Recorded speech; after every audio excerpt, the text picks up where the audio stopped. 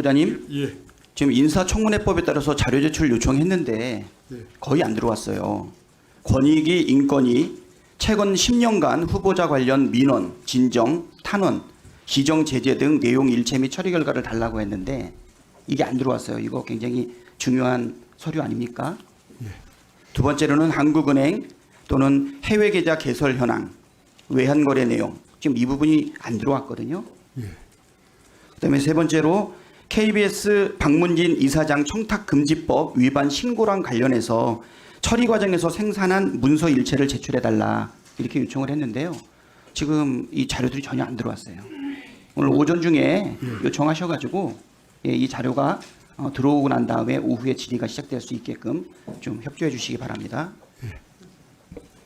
답변해 주세요. 이거 어떻게 하실 건지. 예, 그 처음에 말씀하신 그 두 가지 그건 제가 검토를 해서 바로 조치를 하도록 그래 하겠습니다. 그리고 그 박문진 그 신고와 관련된 것은 그 권익위법의 관련 자료를 제공해 줄 수 없는 규정들이 있습니다. 그런 걸 좀 감안해 주시죠. 그럼 일반 대중에 대한 부분이지 국민의 대표자인 국회가 요청하는 부분에 대해서 후보자 인사 검증을 위해서 요청하는 건데 안 된다는 것은 적절한 답이 아닌 것 같아요. 예, 제가 그건 뭐 관여할 수 있는 부분은 아닌 것 같습니다. 이제 권익위에서 결론을 내는 것이 맞다고 생각합니다. 예. 인천 연수갑 출신 박찬대 의원입니다. 질의하겠습니다. 질의에 앞서 가지고 일단 좀 후보자에 대한 이야기를 좀 정리를 해보겠습니다. 이명박 씨는 다스 실소유자가 아니라고 하던 한 검사의 말은 13년 후에 뒤집어졌습니다. 검사 출신 인사가 방송통신위원장으로 내정되었습니다. 방송통신위원회가 사정기관도 아닌데 검사 출신 말고는 적합한 사람이 정말 없습니까? 방송통신에 대한 전문성은 물론이고 검사로서의 이력을 봐도 매우 부적절한 인사라는 것을 쉽게 알 수가 있습니다. 김홍일 권익위원장은 그러니까 지금 후보자시죠. 2007년 서울중앙지검 3차장 시절 이명박 대선 후보의 도곡동 땅 차명 보유 의혹, BBK 주가 조작 연루 의혹 수사를 지휘했는데 이명박 후보에게 면죄부를 주고 끝내버렸습니다. 심지어 대장동 사건 수사기록에도 이름이 여러 차례 등장하는데요. 대검 중수부장이던 2011년에는 대장동의 뿌리가 된 저축은행 비리 수사를 지휘했는데 이때 윤석열 대통령이 대검 중수 2과장으로 수사 실무를 총괄했습니다. 대장동 일당인 남욱 변호사는 2021년 11월 19일 검찰 조사에서 김만배가 김홍일 중수부장에게 직접 청탁을 했다고 진술한 바도 있습니다. 정치검사의 부정부패 연루 의혹까지 있습니다. 더구나 국민권익위원장에 임명된 지 반년도 지나지 않았는데 자리를 옮긴다는 것은 국민에 대한 예의도 아니고 상식적이지도 않습니다. 이 모든 것이 대통령의 욕심으로부터 시작된 것입니다. 부적격 사유가 너무나도 분명한데 대통령 스스로도 여론 간보기만 하는 것 아닌가, 방송 장악을 위한 의도를 그대로 드러난 것 아닌가 생각이 됩니다.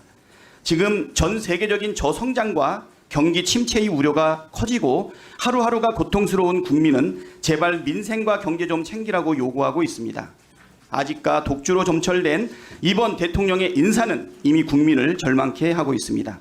그런데도 방송 장악, 언론 탄압을 위한 김홍일 방통위원장을 임명한 것입니다. 반드시 지명한 것인데요. 국민적 저항에 직면할 것을 경고하면서 질의를 시작하도록 하겠습니다. 지금 방통위는 미디어 시장 변화에 빠르게 대처하고 그간 파행적으로 운영됐던 방통위를 정상화시킬 분이 필요한 시점입니다. 그런데 대통령의 아는 형님이자 방송 장악과 관련된 하수인을 임명하였다라고 하는 세평을 받고 있습니다. 방송 장악 기술자 이동관이 쫓겨나니 법기술자 김홍일을 데려다 돌려쓰고 있는 것이다. 지금 이렇게 보고 있는데요. 아까 존경하는 이인영 의원께서도 질의했지만 후보를 임명한 대통령의 뜻 어떻게 파악하고 계십니까? 왜 검사 출신이신 후보 말고 다른 후보가 없었을까요? 그 부분에 대해서 제가 뭐 말씀드리는 건 적절하지 않을 것 같고요. 하여튼 그 방통위법 규정에 따라서 적법하게 만일 방통위원장이 된다면 그렇게 봉사하겠습니다. 앞서 밝혔듯이 후보자는 국민 권익위마저도 정치적 도구로 활용했습니다. 특히 방송 장악의 하수인 역할을 충실히 수행해 왔던 것으로 보입니다. 이동관이 최전방에서 칼자루를 마구 휘둘렀다면 후보께서는 적당한 해임할 구실을 만들어주고 수사기관에 친절하게 이첩도 해줬습니다. 2019년도에 청탁금지법 관련 신고 사건 처리 기간이 평균 65일인데요. KBS 남영진 이사장 해임건은 대검에 이첩할 때까지 40일밖에 안 걸렸습니다. 권태선 박무진 이사장은 신고한 지 불과 일주일 만에 조사 착수하고 수사하듯이 현장 조사까지 나섰습니다. 그런데요, KBS 박민 사장은 어떻습니까? 문화일보에서 현직으로 있으면서 사회이사 겸직한 사실이 드러났는데 지난 10월 16일 권익위에 신고당했는데 지금 어디까지 진행되고 있습니까? 혹시 나오기 전에 이 내용 파악 안 하셨나요? 진행 상황을 파악 안 했습니다. 지금 신고한 지 2달이 훨씬 넘었는데 남영진, 권태선 이사장 같이 중간 브리핑도 없고 깜깜무소식입니다. 제가 볼 때는 후보자가 뭉개다가 나온 것 같은데 그렇지 않습니까? 아닙니다.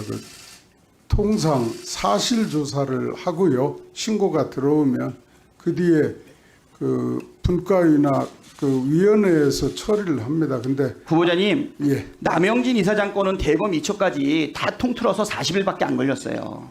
이렇게 경우에 따라 가지고 편파적으로 수사하는 것 같은 검찰 같은 행태가 권익위에서도 계속 이루어져 왔는데요. 그러한 분이 지금 방통위에 오신 거예요. 그렇지 않습니다. 신고의 내용에 따라서 또 사실관계를 확정하는데 걸리는 시간이나 이런 것에 따라서 약간 처리하는데 빠르고 늦음이 다음 있을 수 질문하도록 있습니다. 예. 후보자님 다음 질문할게요. 예. 지금 윤석열 정권의 특기 중에 하나였죠. 지금 손준성 검사 탄핵된 거 알고 계시죠? 이 고발 사주랑 관련해 가지고 국회에서 탄핵되었어요. 최근에는 민원 사주가 지금 벌어지고 있는데요. 유시림 방심위원장 가족과 지인이 방심위에 김만배 신앙님 녹취록 보도를 가짜뉴스로 신고해서 방심위가 조사를 착수하게 만들었다는 보도가 있습니다. 이것도 이동관 전 위원장이 9월 4일 오전 국회에서 해당 보도에 대해 원색적으로 비판한 이후에 갑자기 방심위 신고가 시작이 되었습니다. 민원 내용도 대동소이하고 오탈자까지 베낀 흔적도 있습니다. 9월 4일에 방심위의 가족과 지인발 신고가 집중적으로 있었고 방심위는 이를 핑계 삼아서 긴급심의에 들어갑니다. 그리고 정확히 한 달 뒤인 10월 5일 방심위는 불공정 왜곡 보도가 있다면서 MBC 뉴스데스크와 PD수첩, KBS 뉴스9에 과징금 부과 처분을 했습니다. 소수의 방심위를 송두리째 쥐고서 흔들려고 했던 것인데요. 직무 수행의 공정성 심각하게 의심되는 상황입니다. 만약에 위원장이 되신다면 지금이라도 유희림 위원장을 직무정지시키고 감사를 착수해야 된다고 보는데 어떻게 생각하세요?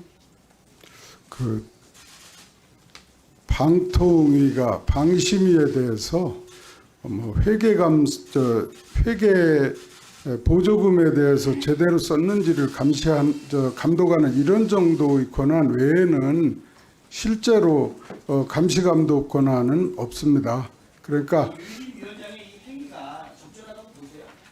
그건 민간 독립 심의 기구인 방심위 어떤 내용에 대해서 업무 처리와 관련해서 방통위원장이 그것에 대해서 말씀드리는 건 적절하지 못하다고 생각합니다. 상식과 원칙에 따라서 판단하셔야 되지 않겠습니까? 이현정 의독실이 하겠습니다.